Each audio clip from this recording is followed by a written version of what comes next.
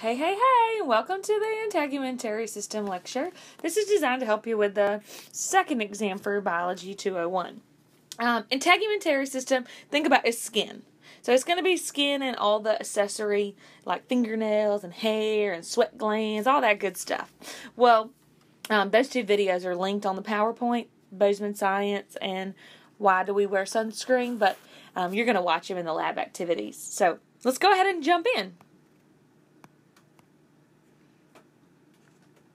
Okay, so what does the skin do? It's really big, if you've noticed. Skin is versatile and vital for homeostasis. So it helps you with your temperature. Think about how cold you'd be if you didn't have any skin.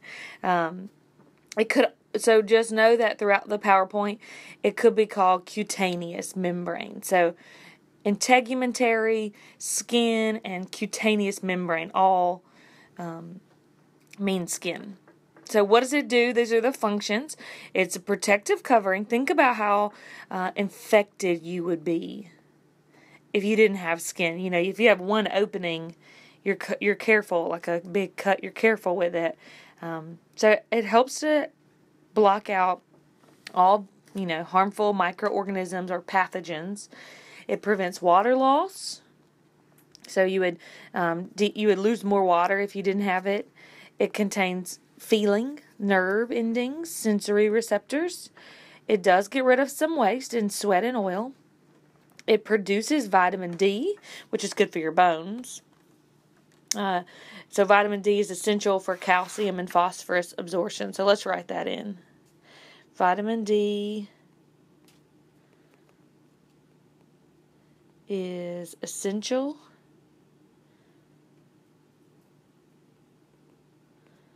for calcium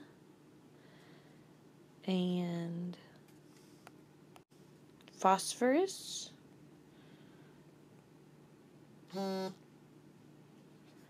absorption.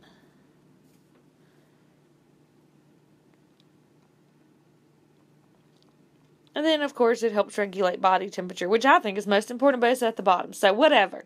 Anyway, look over those. I may ask you something like, which of the following is not a function of the skin?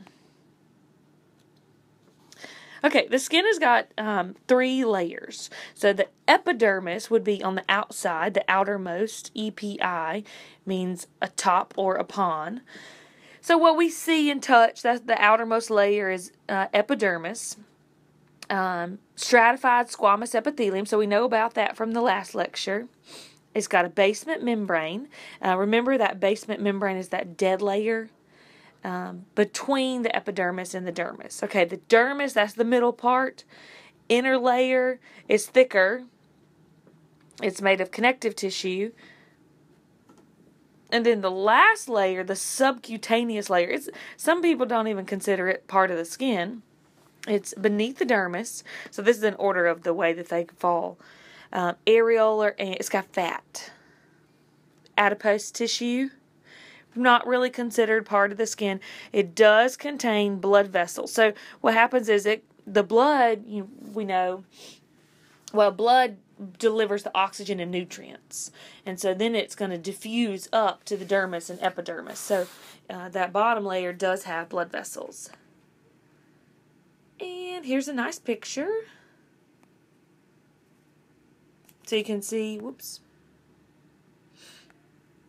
So you can see here, there's the epidermis, the dermis, and the subcutaneous layer.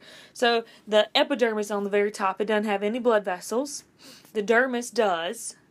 And then you'll notice that the subcutaneous has blood vessels, but it also has fat. So just look at that yellow. This yellow stuff right here, that's a fat. It kind of looks like fat, doesn't it? So just take a second, pause the video, look at this. This picture has lots of things on it. You'll see the sweat glands. Let's see, sweat glands are they're always kind of curly like that. And then you'll see the oily glands are always on either side of the hair. That's why the hair gets oily. Right there. You know the blood vessels are red and blue. This right here, this red right there, that's a muscle, the erector pili muscle that flexes and makes chill bumps. So anyway, take a second, pause the video, look at this skin. All right, all about the epidermis. The epidermis, it says it's the outer layer, stratified squamous epithelium. So you want to focus on, it does lack blood vessels. And there's 5 layers. In one of the videos, the Bozeman Science video, he's going to go over the 5 layers, but I'm not, so that's good. I am going to go over some of them, though. The outermost layer, stratum corneum, is composed of dead epithelial cells. The deepest layer of the 5, so you don't have to know the in-between, the deepest layer, stratum basale, contains cells from reproducing and growing. So contains cells that are doing mitosis, right? They're growing and doing mitosis. Okay, let's write this in. The epidermis gets blood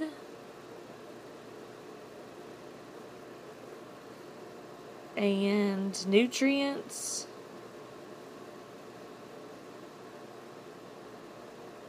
from the dermis.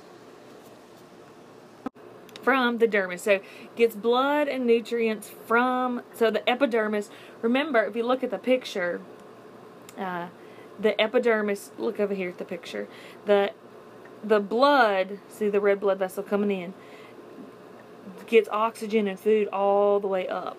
Right, so it's going to diffuse up. So it doesn't have any blood vessels. The epidermis has no blood vessels, but it goes up. Also right here, just when you're making your card on this one, it says the deepest layer contains cells for growing and reproducing. Just a little bit like cell division. Cells growing and reproducing. Alright, one thing I want to mention, the melanocytes. M-E-L-A-N is a prefix that means dark. Or tan, I guess. There we go. So melanocytes are cells that they lie in the deepest portion of the epidermis. Where are they at? The epidermis. But they produce a dark pigment called melon. And I think when I first learned this, I always thought it was just the neatest thing ever. We all have these melanocytes.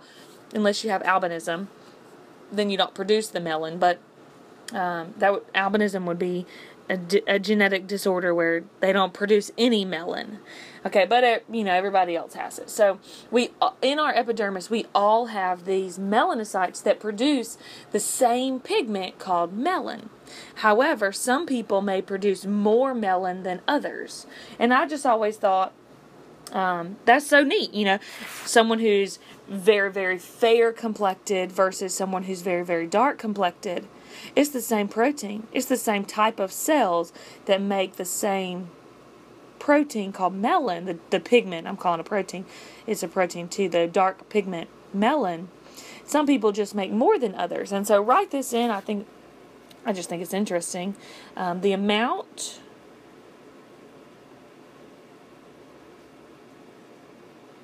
of melon produced determines skin color. And so I just always think that's so neat. It's the same color. It's just some people have more than others. So if you think about it, everyone from the different nationalities, Caucasian, Hispanic, or African American, is all a shade of brown. We just have different amounts of that brown.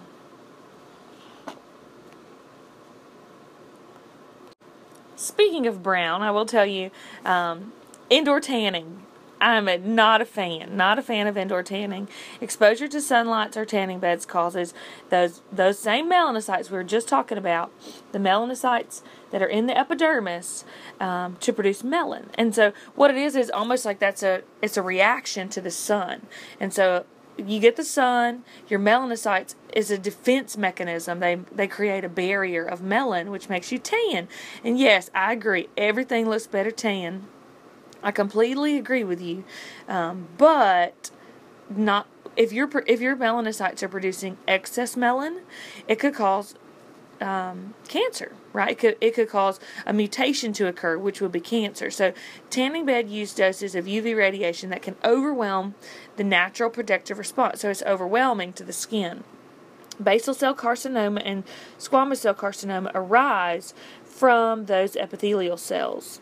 Melanomas arise from the melanocytes. And now melanoma, we know, is really bad, right? It's not a very good diagnosis. It's the least common. However, if you're diagnosed with melanoma, your chances of death are 80%. And so, high chance of death there. So it says melanomas are least common. So, my tip here is that they make lotions that are nice and tan, give the same appearance, but not the mutations that could cause skin cancer. So, okay. Dermis. So that's that middle layer. It's bigger. It does contain blood vessels, muscle fibers, nerve endings. So you do want to know it does have the blood vessels. Epidermis did not have blood vessels. There are 2 layers. So there was 5 in the epidermis. Isn't that funny? Because it's so thin. 2 layers of the dermis. The dermal papilla and reticular layer. So 2 layers there. This one is most interesting because it's big. It's got the hair follicles, the sebaceous glands, and the sweat glands. So kind of highlight that. And that's the thick layer. 2 of them, papilla and reticular layer. Okay, with the dermis, so a little bit more on the dermis. The dermal papilla forms the basic friction ridge. You want to know that the fingerprints come from the dermis, and so that's always neat. And you know the fingerprints are from impressions in uterine.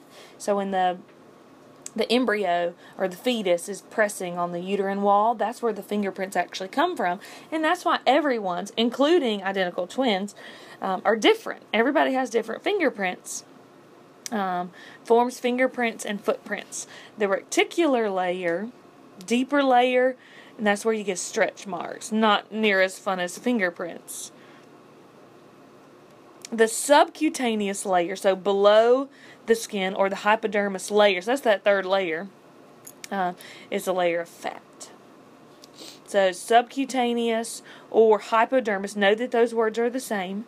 Subcutaneous, so below the skin, or hypo means below the dermis. So both of those words, if you look at them, there's below the skin or below the skin. So cutaneous and dermis both mean skin. Sub and hypo both mean below, are going to be fat. But you want to know for sure that fingerprints come from the dermal papillae, which is a layer in the dermis.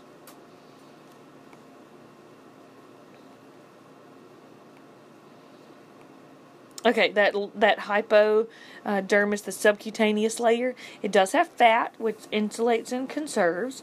It does have blood vessels. That's where you're going to get some injections. And now there's 3 types of injections. 3 types. You've got below the skin injections, which is why it's on this slide, but you could make this a totally different card. I would.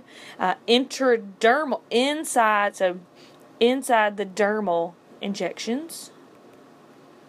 Intradermal, and then inside the muscle.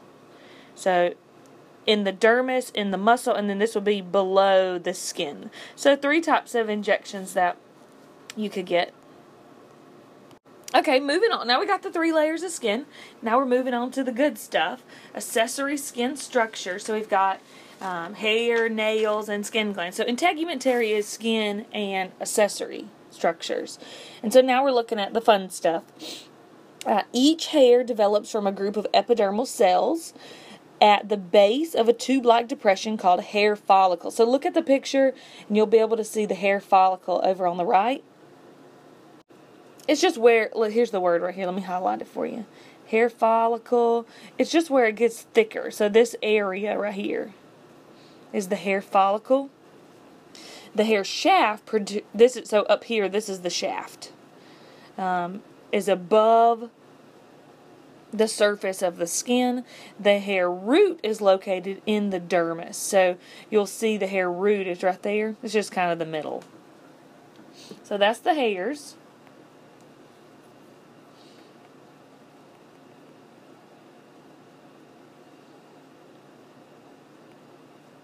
Okay, the hair papillae, connective tissue at the deep end of the hair follicle that nourishes the epidermal cell. So you'll see that's right here. It's got the red blood cells, the arteries and veins running to it, and so that's where it gets nourishment. Don't confuse that with dermal papillae. So that's hair papillae. Erector pillae muscle, which is just interesting. That's this muscle right here. Attaches to each hair follicle, and that's what causes good. Fingernails, protective covering on the ends of the fingers and toes. Each nail consists of a nail plate that overlies a surface of skin called a nail bed. Okay. The lunula, the white moon-shaped region, so you can see it in the picture. Base of the nail plate, and that's where most active growing occurs. Okay, so this next thing is just interesting. I got it out of an older book, but how can the nail appearance determine health? And so if it's bluish, it may indicate circulatory problems. If the nail bed or oval depression if it's white, it could be anemia. If pigmented spot, could be melanoma, which we hope not. It could also be where you stomped your toe or dropped something. If it's horizontal, furrows may indicate malnutrition, so you're not eating well. Extreme curvature may be disorder of the heart, lung, or liver. Red streaks in non-injured nails may be traced to arthritis, or ulcers or hypertension. So just kind of interesting how the nails can tell us a lot about nutrition. Okay, skin glands. Pretty much you got sweat glands and oily glands, right? Sebaceous glands are going to be oil, so make sure you know that. Sebaceous glands are oil glands, and we don't have them on our hands and feet, so that's interesting. Okay, acne. Acne there's lots of reasons you can have acne. Stress, oil, things like that. But this is just talking about the oil. Okay, so acne that's caused by oil, we would call it acne vulgaris. It's a disorder of overactive sebaceous glands. Very common at puberty, especially for females when they're going through their menstrual cycle, but males too when they're start to produce more testosterone. The sebaceous glands are excessive, so they start to produce too much oil. Highlight this: sebaceous glands become clogged with extra sebum and epithelial cells. So they become clogged. The clogged, when it starts to press out and the cells start to divide, that's what actually causes the acne to appear. So the clogged glands, bacteria get in there and cause there to be an inflammation. Affects 80% of people between ages 11 and 30. And I just turned 30, so I'm in the clear, I guess, huh? Treated best with vitamin A derivatives, systemic antibiotics, salicylic acid, or benzoyl peroxide. And you can buy benzoyl peroxide. You don't have to highlight that, but you can buy benzoyl peroxide and salicylic acid over the counter. There is an oral medication you can take with a prescription called Accutane, and Accutane it causes severe birth defects, so you have to take it with birth control for females. So because you have to have oil to grow a baby, and so but it has lots of adverse effects: depression or even suicidal defects, drying out kidney. You could even have urinary tract infections, but it does reduce the amount of oil produced, and it can clear up the acne. So that's Accutane. Anyway, okay, moving on to holocrine glands. These are glands that just release their whole self. Holocrine glands, entire self. and glands that release their entire cells with secretory products. So it just empties out. Okay, sweat glands, there's different kinds. Eccrine, and so you want to know some of these. Eccrine are the most numerous. Eccrine are the most numerous, and they're the ones when you're hot. So know that. Eccrine, when you get hot, they produce water, sweat. Eccrine or merocrine. Know those two, both of those words. Eccrine or merocrine.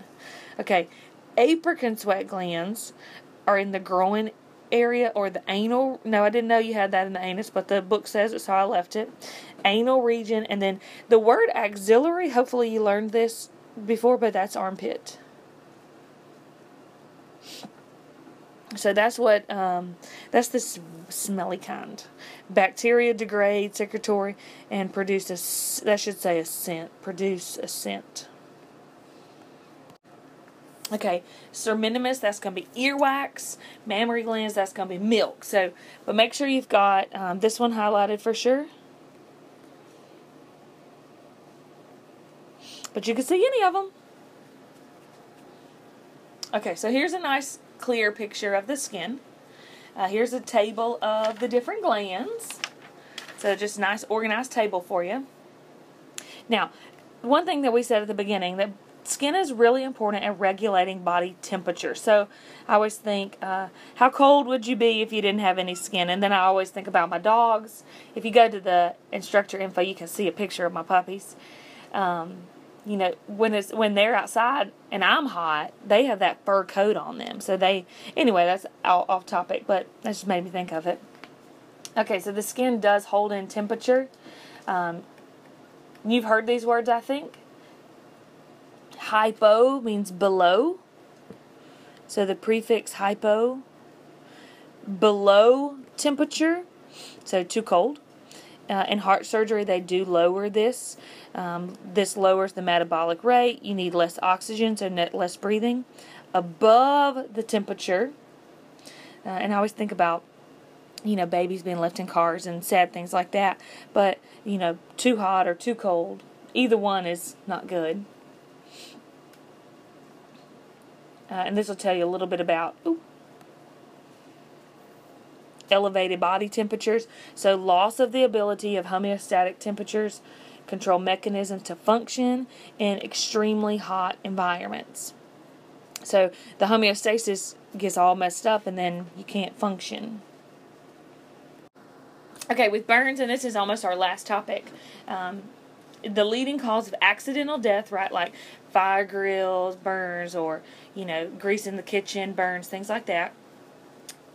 Burns deaths are primarily due to circulatory shock, loss of fluids, so dehydration, infection. And then eschar would be the dead tissue burning. My husband works on power lines, and he's seen cases of eschar before where the power line will hit someone's arm or something, and the electricity will, really interesting, very sad, but really interesting, the electricity will travel through, but it'll go from one elbow to the other. Like if one elbow touches the power line, then the electricity will run out to the other arm. And so, but anyway, they always worry about the eschar, the tissue burning from within, causing infection. Okay, so they measure in rule of nines. I don't know why, but the treatment of burn involves the rule of nine. So if you look, if one arm is burned, that's 4.5, and then the other one is 4.5. Each leg is 9. And so that's how they say, 80% or 81%, I guess, is all burned. And then there's just the same picture again. Okay, with burns, there's first degree, second degree, and third degree. You've heard of those, but let's make sure we know what they include. So if it's just the epidermis, that's the first degree. There we go.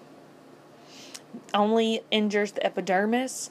If it's second degree, then that's going to be, highlight all this, destroys epidermis and some dermis, as in burn from hot liquid. It may blister. Very painful, and first degree burns are very painful also. Second degree burns are very painful. On the 3rd degree burn, what's scary is that it may not even hurt. So it destroys the epidermis and dermis. If it destroys those accessory structures, the nerves, it may not even burn. So that's scary. Often requires a skin graft. So we'll talk about that in a second. Okay, so different kinds of graft. There's a homograft where they take your skin. They take someone else's skin, unrelated person, so someone else's skin, like from a donor. An autograft is where they take skin from another part of your own body. So auto means self, like, I think I said this in the last video, like auto parts, you go buy the part and you fix your car yourself. Auto means self.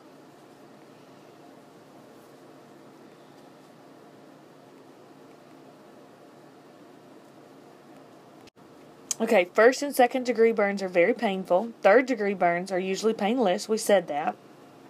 2 important considerations are going to be fluid replacement and infection control. So we got to keep it from not dehydrating, and then we have to keep bacteria down. The thing with burns is it needs moisture. So they put like some sort of petroleum jelly or Neosporin or whatever and wrap it. But that's a perfect playground for bacterial infections. So there's that problem between, you got to keep the fluid in with that petroleum or jelly substance and then not getting it infected. And I know you've probably seen on videos and stuff on movies like a burn ward where they'll scrape the eschar, the dying tissue off, and then bandage it up, and then when that heals they'll scrape it off again. And I just think, oh, how painful that would be.